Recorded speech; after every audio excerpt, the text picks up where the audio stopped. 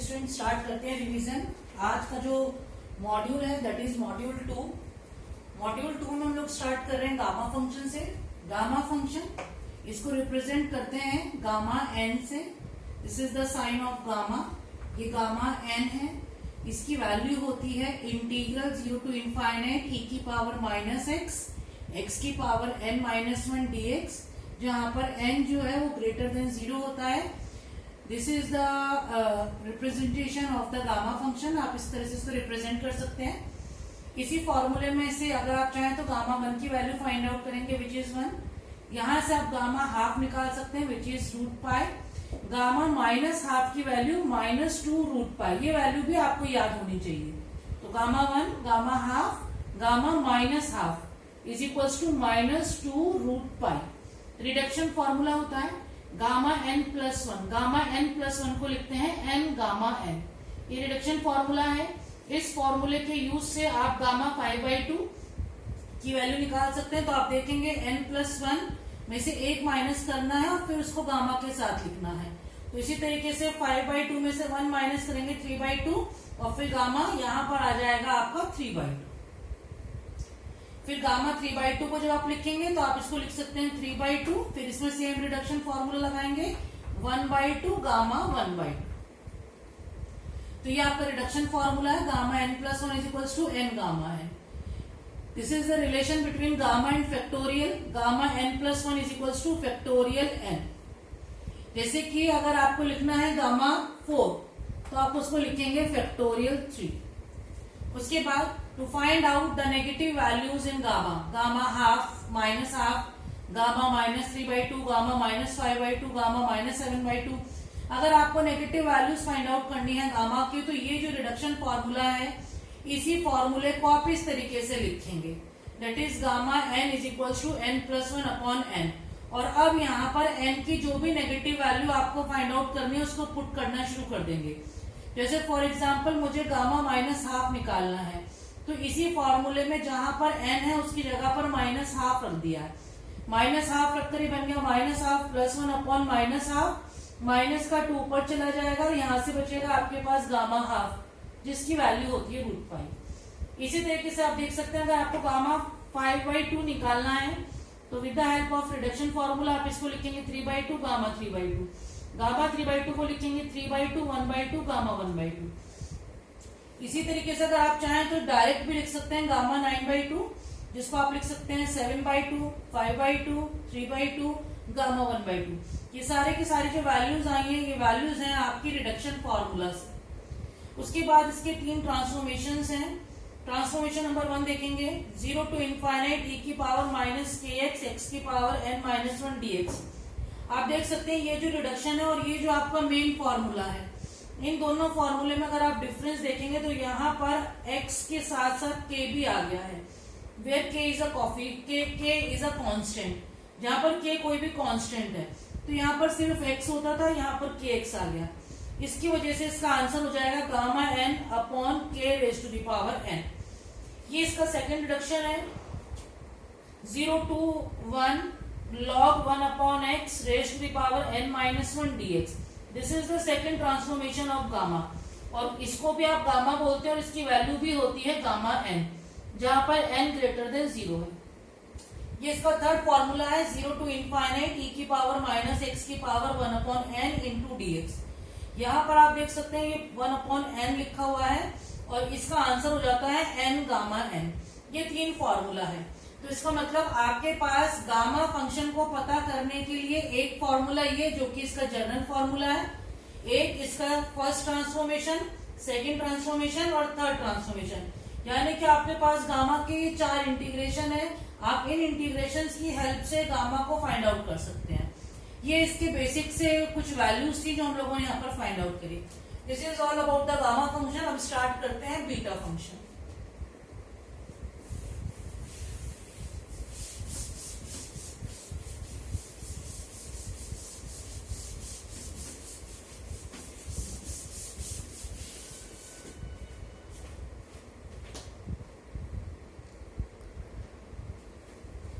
चलिए देखते हैं बीटा फंक्शन क्या है।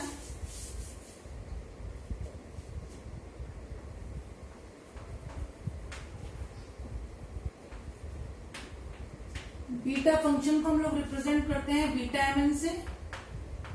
इसकी वैल्यू होती है 0 to 1 x raised to the power n minus 1 1 minus x raised to the power n minus 1 into dx, जहां पर m is greater than 0 और n is greater than 0 होता है।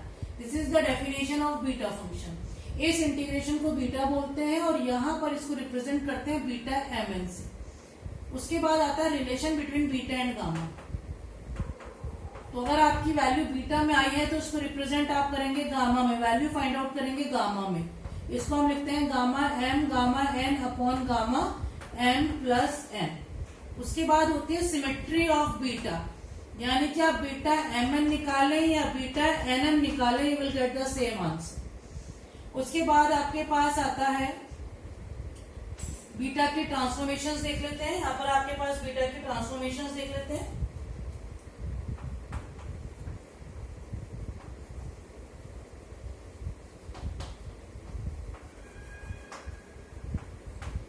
यानी कि एक तो ये फॉर्मूला है बीटा फाइंड आउट करने का, एक और फॉर्मूला है आपका 0 to infinite x की power m minus 1 plus x की power m plus n into dx। इसको भी हम लोग बीटा फंक्शन बोलते हैं बीटा mn। ये फॉर्मूला आपको न्यूमेरिकल्स करने में बहुत हेल्प करेगा। आपको इसको रिकॉल करना है at the time of the numerical. एक और फॉर्मूला है जो कि बहुत ही इंपॉर्टेंट है, that is 0 to π/2 sine theta की whole power 2m minus 1 cos theta की whole power 2n minus 1 d theta is equals to, इसको हम लोग लिखते हैं बीटा mn अपॉन 2। इसकी वैल्यू हो जाएगी अगर आप लिखें gamma m gamma n upon twice of gamma n plus n। ये फॉर्मूला, ये ट्रांसफॉर्मेशन भी बहुत इंपॉर्टेंट है न्यूमेरिकल्स के लिए। जब भी न्यूमेरिकल आएंगे ट्रिग्नोमेट्रिक टर्म्स में तो ये फॉर्मूला आपको हमेशा याद होना चाहिए। इसी फॉर्मूले को अगर आप चाहें तो एक दूसरे तरीके से भी लिख सकते हैं। और देखिए इस फॉर्मूले को और कैसे लिख सकते हैं हम लोग।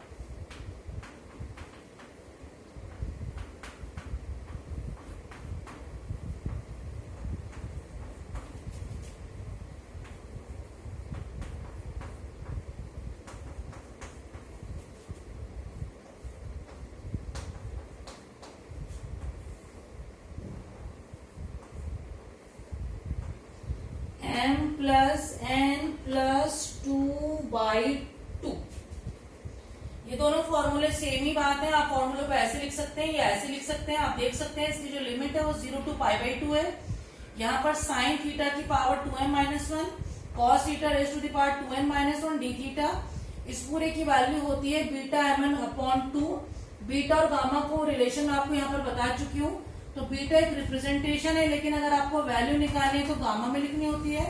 और आप इसको लिख सकते हैं gamma m gamma n upon twice of gamma m plus n। इसी फॉर्मूले को चाहे तो आप ऐसे भी लिख सकते हैं 0 to π/2 साइन थीटा की पावर m कॉस थीटा की power n d theta is equals to, अब ये जो वैल्यू ये बनकर आ जाएगी आपकी gamma m plus 1/2 gamma n plus 1/2 upon twice of gamma m plus n plus 2/2। ये आपका फॉर्मूला है। इसको हम बोलते हैं सेकेंड ट्रांसफॉर्मेशन।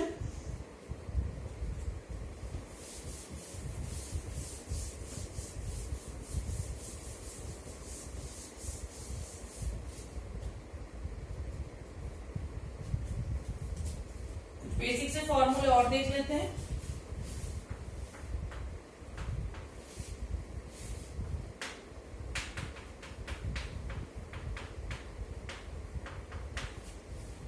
एक ये फॉर्मूला है, यहां से आप चाहें तो n की जगह 1/, पुट करके गामा हाफ की वैल्यू निकाल सकते हैं।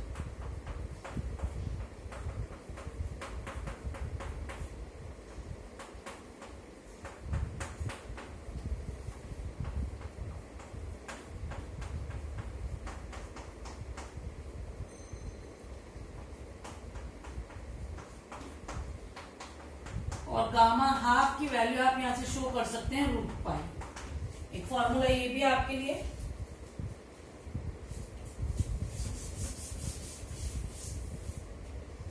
एक फॉर्मूला और आप यूज करेंगे न्यूमेरिकल्स के लिए।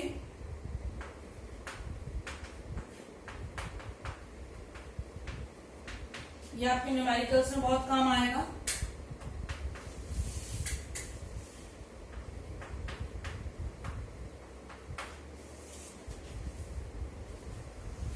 एक फॉर्मूला है डुप्लीकेशन फॉर्मूला। ये फॉर्मूला बच्चों प्रूविंग के लिए और साथ ही साथ न्यूमेरिकल्स के लिए बहुत काम आएगा। इस पर आपको बेस्ड न्यूमेरिकल्स करने हैं। फॉर्मूला था gamma m plus 1/2 is equals to 1/2 raise to the power 2m minus 1 root pi gamma 2m। ये फॉर्मूला आपको याद करना है। इस पे बेस्ड क्वेश्चंस भी आएंगे और न्यूमेरिकल्स भी आएंगे। तो डुप्लीकेशन फॉर्मूला एक ये फॉर्मूला, उसके बाद एक और फॉर्मूला देख लेते हैं। Gamma 1/n, gamma 2/n, gamma 3/n, gamma n minus 1/n is equals to होता है 2 पाई अपॉन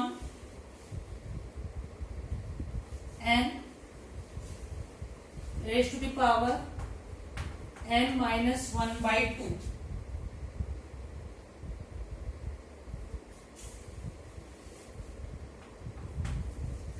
ये आपका फॉर्मूला है, इसको आप अच्छे से देख लेंगे।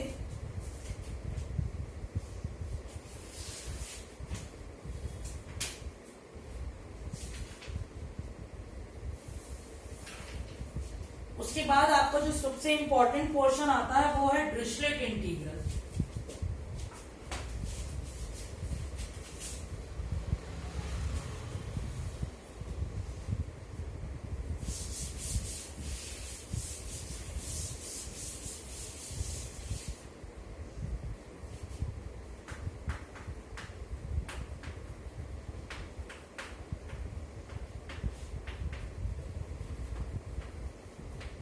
ये बहुत ही इंपॉर्टेंट है, इस पर बेस्ड क्वेश्चंस आते ही आते हैं।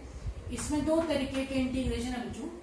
एक है double integral domain d x raise to the power l minus 1 y raise to the power n minus 1 dx dy। इस पूरे की वैल्यू होगी gamma l gamma m upon gamma l plus m plus 1 into a raise to the power l plus n, where D is the domain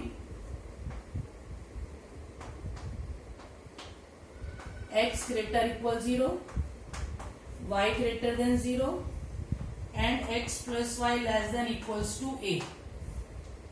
यानी कि अगर आपका जो डोमेन है वो इन तीन कर्व से मिलके बना है, आप देख सकते हैं कर्व क्या बनकर आ रही है।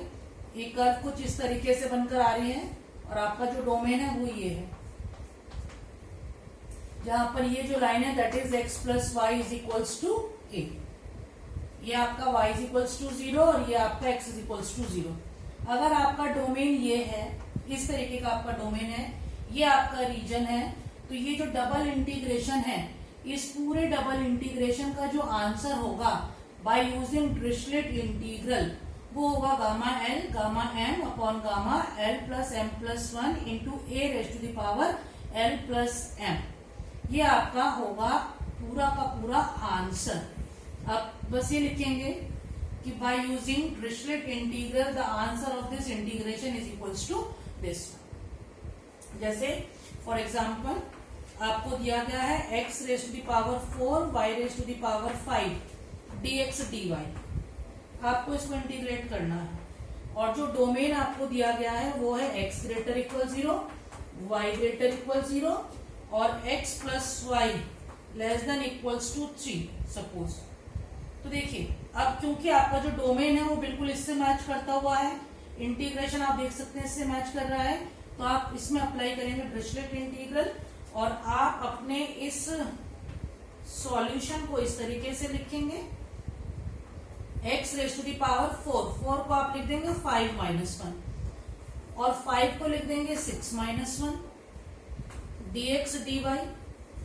डोमेन आपका मैच कर ही रहा है तो आपका आंसर सीधा यहां से आएगा गामा एल, एल का मतलब ये x की पावर में, तो ये बन जाएगा gamma 5 gamma 6 upon gamma 5 plus 6 plus 1 into a की वैल्यू यहाँ पर 3 है, into 3 raise to the power l plus m, l plus m का मतलब है 5 प्लस 6 यानी कि 11, तो ये आ जाएगा 3 की power 11।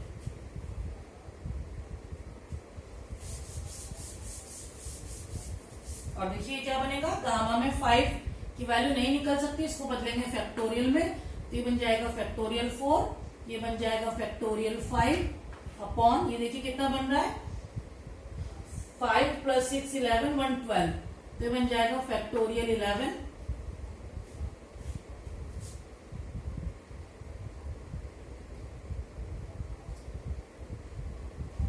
Into 3 raise to the power 11।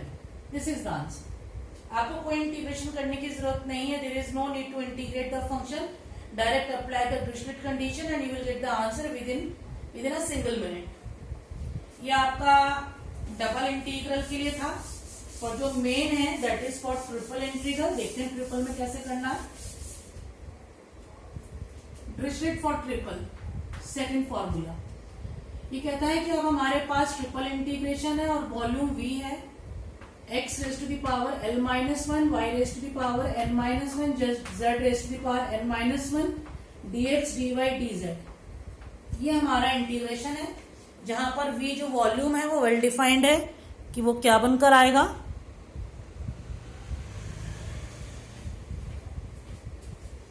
Where. अच्छा, इसका पहले आंसर लिख लेते हैं, क्या आएगा according to the Dirichlet, gamma L gamma M gamma N upon gamma L plus M plus N plus 1। This will be the answer where V is the region bounded by x greater equal 0, y greater equal 0, z greater equal 0 and x plus y plus z less than equals to 1। अगर ये आपका reason है, इन सारी curve से मिलकर अगर आपका reason बन रहा है, तो आपका डिरिचलेट इंटीग्रल से ये जो इंटीग्रेशन होगा इसका आंसर आएगा gamma L gamma M upon gamma L plus M plus N. ये आपका आंसर होगा, लेकिन प्रोवाइडेड आपका जो रीजन होना चाहिए वो ये होना चाहिए, इन सारी कर्व से मिलके बनना चाहिए। आप देख सकते हैं x greater equal 0, y greater equal 0, z greater equal 0, यानी कि x y z की पॉजिटिव क्वाड्रेंट्स है और इन तीनों क्वाड्रेंट्स को कट कर रहा है एक प्लेन, उससे जो बाउंड होके रीजन बन रहा है वो रीजन हमारा रिक्वायर्ड रीजन है, और अगर वो रीजन बनकर आता है तो हमारा आंसर होगा दिस वन। अब यहाँ पर बच्चों आपको बस ये ध्यान रखना है कि जो भी रीजन है वो प्लेन की इक्वेशन होनी चाहिए, प्लेन कट करना चाहिए। अगर आपके क्वेश्चन में प्लेन की इक्वेशन नहीं दे रखी है तो वहां पर आपको थोड़े से मैनिपुलेशन, थोड़े से चेंजेस करने पड़ेंगे। इसको समझने के लिए छोटा सा क्वेश्चन ले लेते हैं।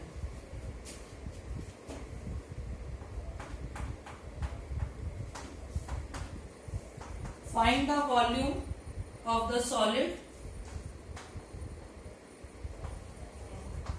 Find the volume of the solid bounded by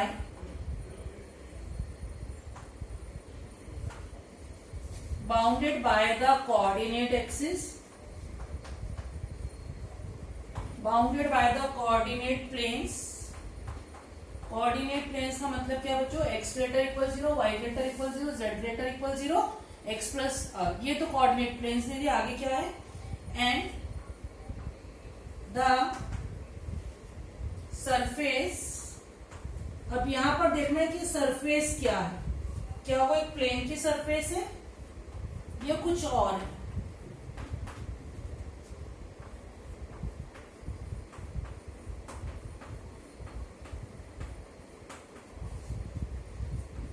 देखिए अब इस क्वेश्चन को ध्यान से देख लेते हैं। आई होप इससे आपको काफी कुछ क्लैरिटी मिलेगी। देखिए बच्चों क्वेश्चन को बहुत ध्यान से देखते हैं। Find the volume, volume find out करना है of the solid bounded by the coordinates plane. Coordinates planes का मतलब है X greater equal 0, Y greater equal 0, Z greater equal 0। यानी कि जो डिरिचलेट कंडीशन है उसके अकॉर्डिंग ये यहां तक तो मैच कर रहा है हमारे क्वेश्चन में। आगे लिखा है एंड द सरफेस। अब जो सरफेस की इक्वेशन दी है आप देखेंगे जो रिक्वायर्ड इक्वेशन थी सरफेस की उससे थोड़ा सा डिफरेंट दे दी है। यहां पे इन्होंने ये थोड़ा सा चेंज कर दिया। अब हमें अच्छे से पता है कि अगर हमारा रीजन ये होता तभी हम इस आंसर को डायरेक्ट लिख सकते थे, लेकिन आप देखेंगे कि यहाँ पर रीजन थोड़ा सा चेंज हो गया है। इसका मतलब यहाँ पर हमें थोड़ा सा सिंप्लीफिकेशन करना पड़ेगा और इस रीजन को आप प्लेन सरफेस में कन्वर्ट करेंगे पहले, और जैसे प्लेन में कन्वर्ट होगा तब जाकर आप डायरेक्ट इस आंसर को लिख सकते हैं। तो ये जो रीजन दिया गया है यहाँ पे हमें थोड़ा सा वर्कआउट करना पड़ेगा, और इसको वर्कआउट करने का तरीका क्या होता है कि आपको जो भी सरफेस गिवन है उस सरफेस में सबसे पहला काम तो है कि इसको 1 बनाना है। तो मैं सॉल्यूशन को स्टार्ट कर रही हूँ, कुछ भी करने से पहले सरफेस की इक्वेशन को सही करते हैं। तो सबसे पहले तो 2 से डिवाइड करेंगे, तो ये बन जाएगा 1/2 under the root x by a. क्योंकि आप अपने फॉर्मूले में देख सकते हैं कि यहाँ पर 1 होना चाहिए, तो पहले हमें इसे 1 बनाना है।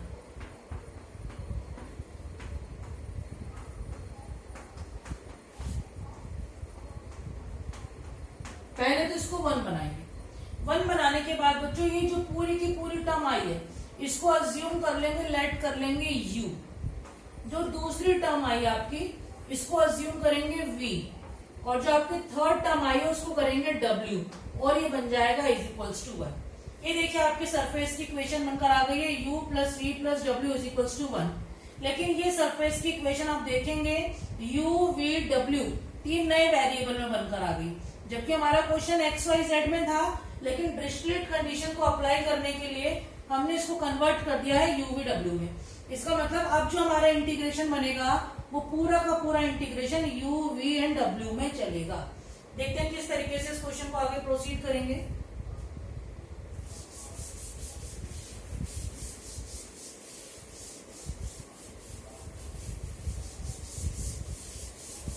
तो आप फिर से देख लीजिए, सबसे पहला काम था यहाँ पर 1 बनाना, जिसके लिए हमने 2 से डिवाइड करा है। फिर इस पूरी टर्म को u, दूसरे को v और तीसरे को w लेट करना है। तो आप देखेंगे कि यहां से जो u की वैल्यू निकल कर आ रही है दैट इज 1/2